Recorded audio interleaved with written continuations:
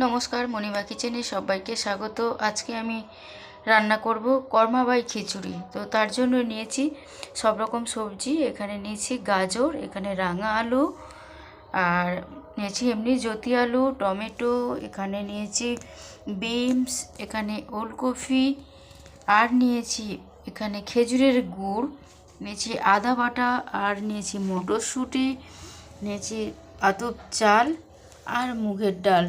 কিভাবে রান্না করছি পুরো ভিডিওটা দেখতে থাকুন।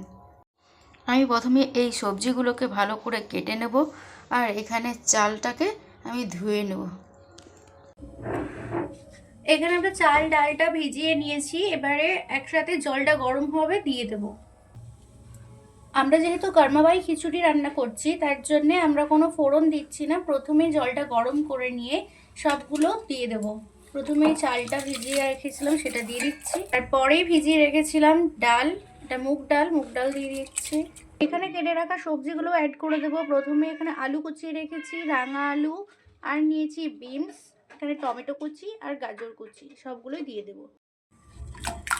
প্রথমে আলুগুলো দিয়ে দিচ্ছি, তারপরে এখানে মিষ্টি আলু বা রাঙা আলু দিয়ে দিচ্ছি, কুচিয়ে রাখা গাজর, তারপরে কুচিয়ে রাখা টমেটো আর বিনস কুচিগুলো দিয়ে দিচ্ছি।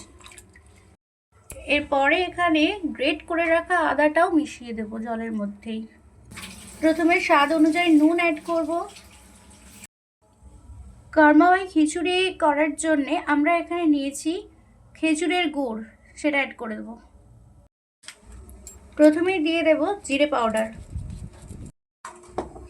কর্মাবাই খিচুড়িতে কোনো ফোড়ন দেওয়া হলো না, সব সবজিগুলো একসাথে চাল ডালের সাথে মিশিয়ে বসিয়ে দেওয়া হলো, কারণ কর্মাবাই খিচুড়ি যেহেতু জগন্নাথ দেবের প্রিয় ভোগ, আর সেই হেতুই খুব তাড়াতাড়ি রান্না হয়ে যাওয়ার জন্যেই কর্মাবাই খিচুড়িতে কোনো ফোড়ন দেওয়া হয় না বা কষিয়ে রান্না করা হয় না, একসাথেই সব কিছু বসিয়ে রান্না করা হয়।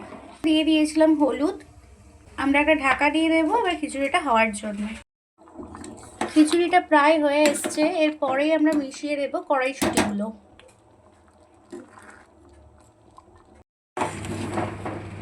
এরকম কালারফুল দেখতে হয়েছে।